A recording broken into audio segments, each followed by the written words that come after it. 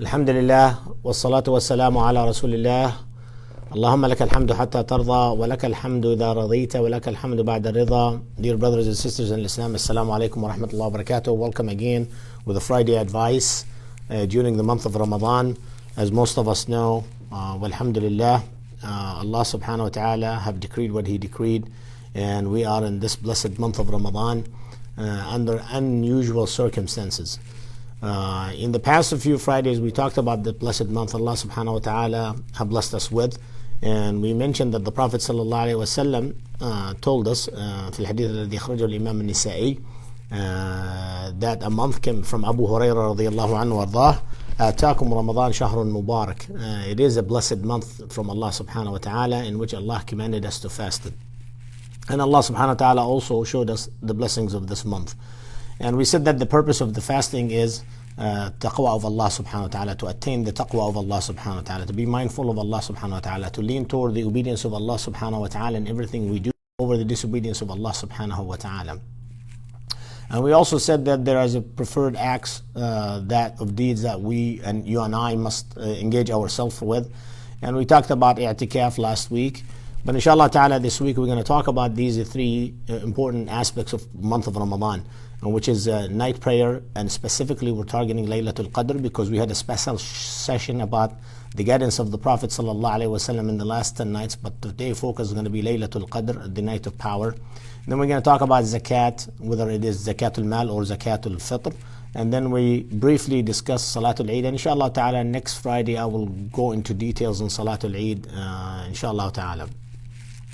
As for Laylatul Qadr, we all know Surah Al-Qadr, Allah subhanahu wa ta'ala said, Laylatul Qadr khayrun min alfi shahr.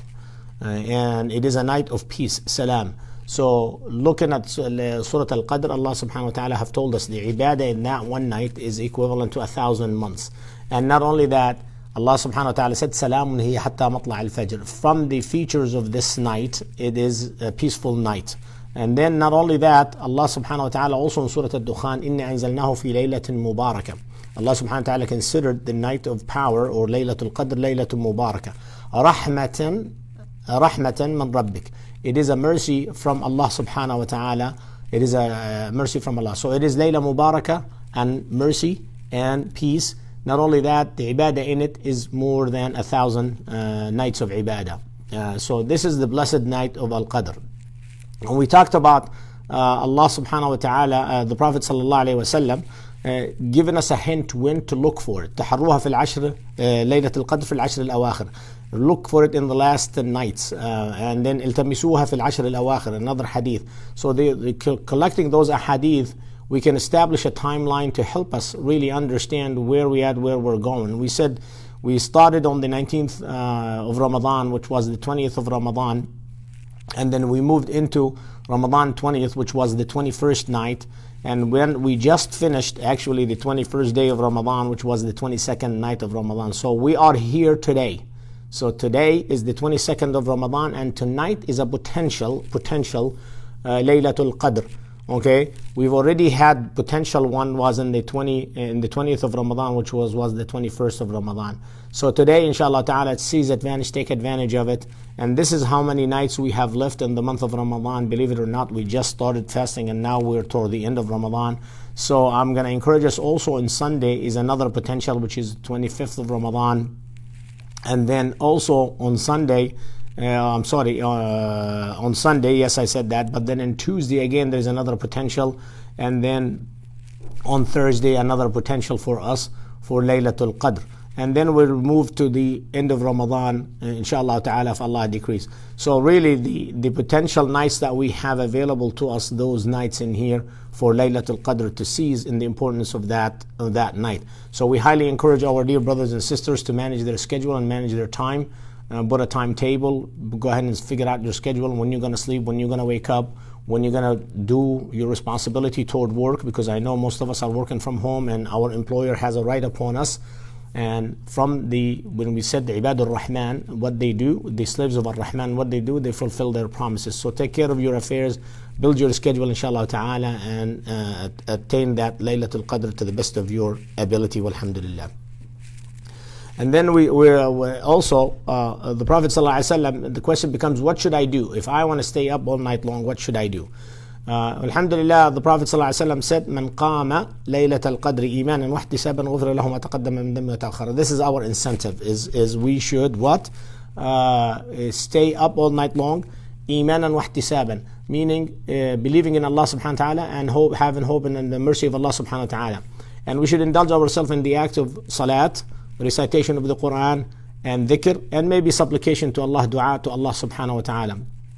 And we know from Aisha radiallahu anha wa ardaha that the Prophet sallallahu alayhi wasallam taught her the most wonderful dua.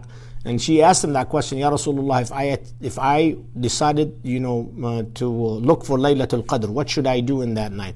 So the Prophet, what should I say? He sallallahu alayhi wasallam told Aisha radiallahu anha wa ardaha, قولي اللهم إنك عفو تحب العفو فاعف عني. اللهم إنك عفو تحب العفو فاعف عني. And there's other narration that mentions إنك عفو كريم. Some of the scholars of hadith consider the word عفو كريم. Kareem has been an addition to the hadith. So alhamdulillah, if you would just want to say اللهم إنك عفو تحب العفو فاعف عني, or فاعف عنا to include your family, alhamdulillah, that's from the dua. So we can indulge ourselves in those nights, few nights left for us, in salat, Quran recitation, the remembrance of Allah subhanahu wa ta'ala, and dua. And one of the best dua is Allahumma innaka afuun tuhibbul afwa fa'fu anna. And another dua that I want to allude ourselves to, that were taught to us by Allah subhanahu wa ta'ala, ربنا آتنا في الدنيا حسنة وفي الآخرة حسنة وقنا عذاب النار. And this is a very wonderful dua to also do, because it's an all-inclusive dua. Allah will give you the best of this life and the best of the akhirah. And this is probably one of the most comprehensive dua. As for Zakatul Mal and Zakatul Fitr, for this our understanding, so let's first of all look at what does the word zakat means. The word zakat means linguistically an-nama'u wa ziyada, in which we augmentation and increase. Basically it's an increase. That's what the word zakat means. Sometimes it's also used for purification, righteousness. Also it has been used to that. As for the Islamically, in the Islamic terminology, what does it mean? هي حق واجب من مال خاص لطائفة مخصوصة في وقت مخصوص. It is a right of a specific group of people from a specific amount of money in a specific amount of time. So there is specificity to it, and it should be given to from a specific group of people, a specific amount of time, and a specific amount of money should be given to them. So Allah subhanahu wa ta'ala have explained that to us. So the reason we're talking about Zakatul Mal now and Zakatul Fitr is because this is a great month for you and I to really look at it. So Zakatul Mal, this is specifically to Zakatul Mal that I'm going to talk about. Allah subhanahu wa ta'ala in Surah At-Tawbah verse 60 explained to us 8 specific categories. إِنَّمَا الصَّدَقَاتِ. Allah subhanahu wa ta'ala start إِنَّمَا الصَّدَقَاتِ. Sadaqat in here, some people will look at it, okay, this is charity, but what makes it zakat? Well, look at the end of the ayah. فَرِيضَةً مِنَ Allah.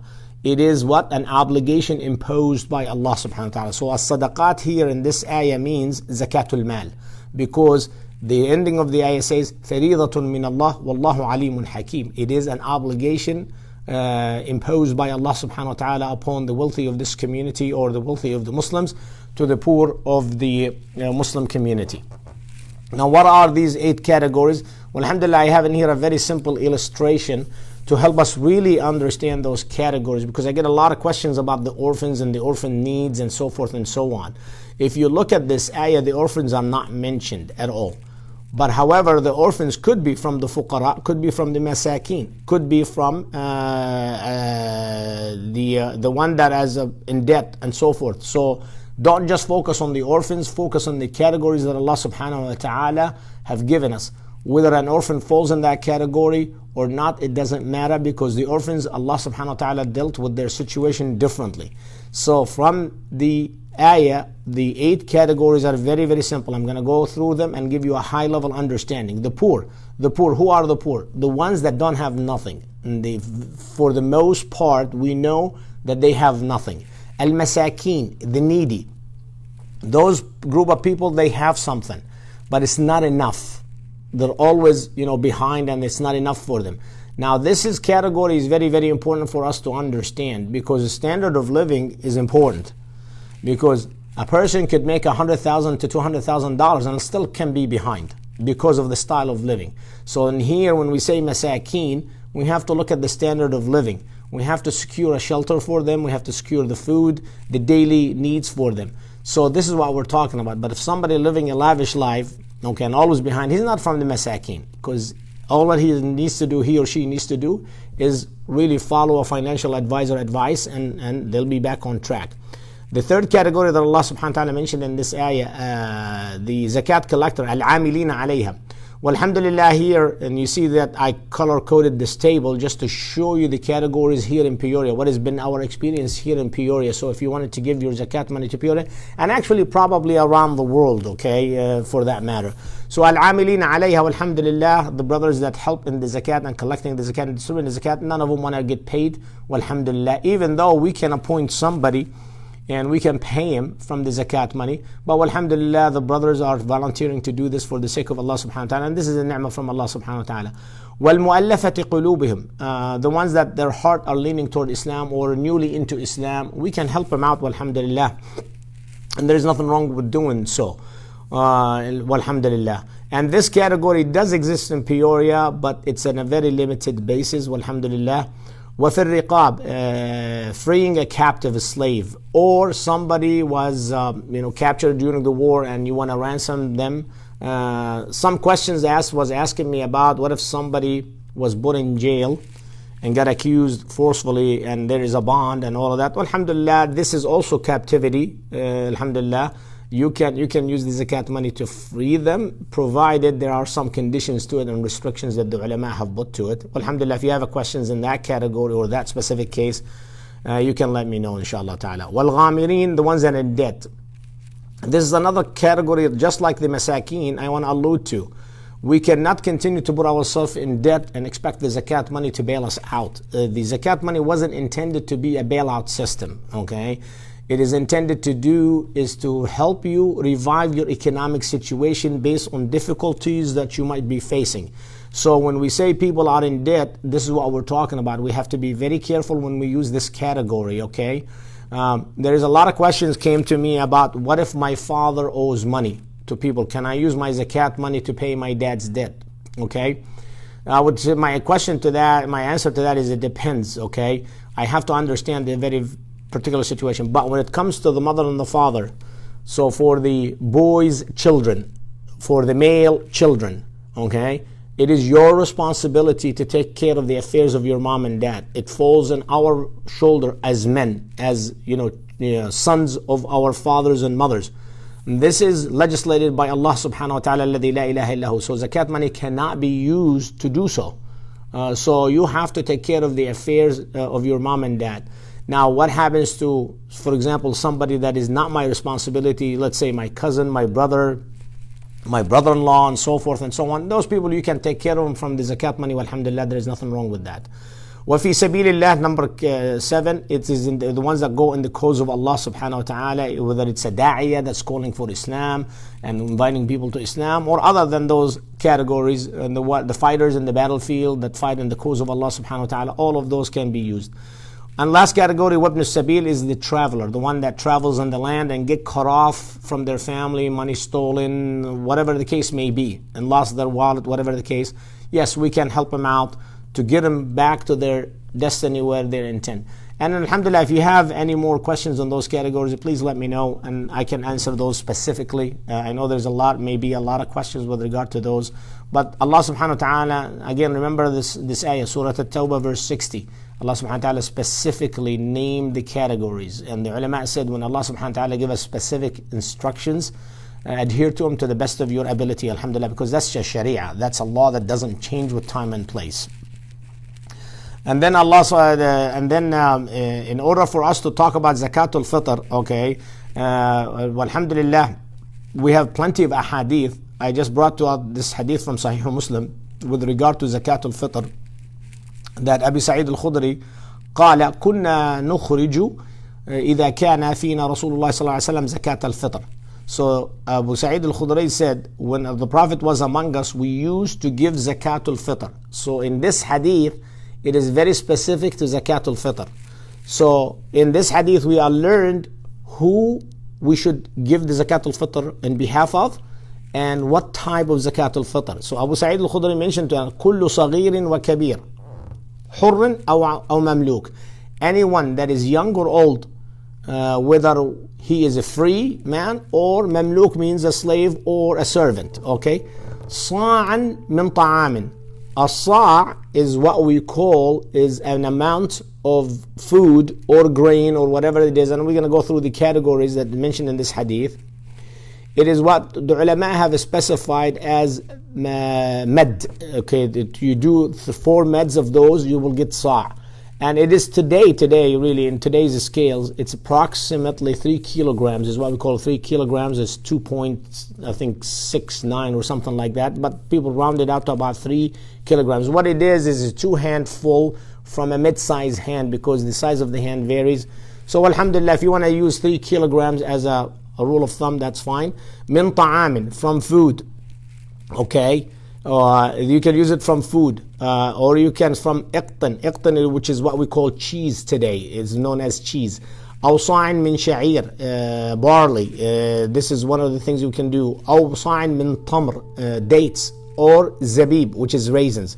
These are some of what the Sahaba used to do. So you could do the same thing if you choose so. However, we here, inshallah, alhamdulillah, in the Islamic Center of Peoria, we are deciding, yes, we are collecting money, but I can assure you, alhamdulillah, all of this money will be turned into food. We have local suppliers, alhamdulillah, in here. We give our recipients of Zakatul Fitr a voucher to go get food. Your money will be end up turning into food, alhamdulillah. And the process has been working for the last few years, alhamdulillah, seamlessly. And we are turning this money into food. And mashallah, alhamdulillah, the brothers have estimated, $10 per meal.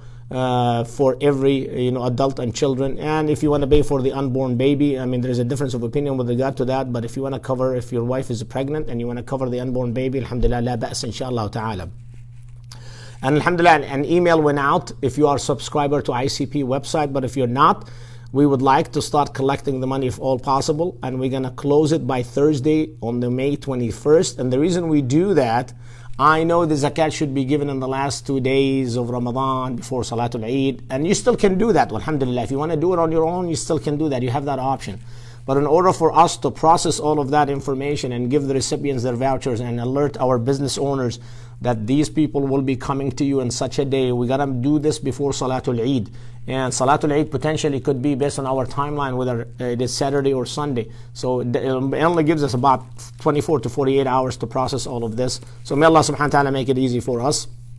And alhamdulillah, the email mentioned multiple ways you can do. You can do the automatic withdrawal like you used to do, quick pay, send a check to ICP. There's a drop box. If you go to the Darul Uloom side of things, if you face the doors of Darul Uloom, to your left there is a mailbox. You can actually drop a check in there. We check it every day, alhamdulillah. That's another way. And then PayPal. The encouragement from our treasurer, please put on the memo and mention to him, is Zakatul Fitr. Because when we get the money, we need to know the source of it and what is your intent. If you don't tell us, we have no way of knowing. So if it's Zakatul Mal, mention it's Zakatul Mal. If it's Zakatul Fitr, mention it's Zakatul Fitr. Believe it or not, we do separate the two issues from each other, because we want Zakatul Fitr to go to helping those people and those recipients. As for Salatul Eid, I'm going to mention a very quick thing about it. And inshallah ta'ala, maybe next week I can dive into the issue a little bit more, because I'm getting close to that 20-minute mark that I should be, stopping right here. But we have an author from Anas ibn Malik. I mean, we have a hadith from the Prophet sallallahu alaihi wasallam. Imam al-Bukhari brought it in his Sahih under the chapter of Man fatathu Salatul Eid. Whoever misses Salatul Eid, what should they do? And then Ibn Hajar al-Asqalani, rahimahullah, elaborated on this. Inshallah ta'ala, we'll discuss this more in details. And the Prophet sallallahu alayhi wasallam used to Eid, هَذَا عِيدُنَا أَهْلِ الْإِسْلَامِ. This is our Eid, the people of Islam. So Salatul Eid, from the sha'air of showing Eid. showing the joyous moment that you have finished the month of Ramadan, you have completed that. And we have another Salatul Eid in Hajj, we have finished the Sha'air of Al-Hajj. So two important occasions, two important pillars we are celebrating of completing, walhamdulillah. So our encouragement for the people, today we live under specific conditions. We may not hold Salatul Eid at the masjid, at the musalla. So can I do it at home? Alhamdulillah, la ba's. The majority, there's consensus among the ulama today and of the past even. And Anas ibn Malik radiallahu anhu, it was from his practice. He told his Mawla to gather everybody and they prayed Salatul Eid with the takbirat. Whether you are following the 7 takbirat and the 5 takbirat in the second rak'ah, or followed Abdullah ibn Mas'ud way of praying, that's alhamdulillah, all of that is permissible. Both ways are permissible, alhamdulillah, if you want to do it. So if you want to gather your family and do Salatul Eid, go ahead and do so. There is not a harm that. Inshallah ta'ala, next week we'll dive into it. And this is from the blessings and mercy of Allah subhanahu wa ta'ala. Definitely we are living unusual times. So we ask Allah subhanahu wa ta'ala to continue to bless us during the month of Ramadan. We ask Allah subhanahu wa ta'ala to make us attain Laylatul Qadr inshallah ta'ala for His sake alone. And we ask Allah subhanahu wa ta'ala to continue to relieve the suffering of the humanity from this waba and bring about solution to all of humanity. وبهذا سبحانك اللهم وبحمدك أشهد أن لا إله إلا أنت أستغفرك وأتوب إليك والسلام عليكم ورحمة الله وبركاته.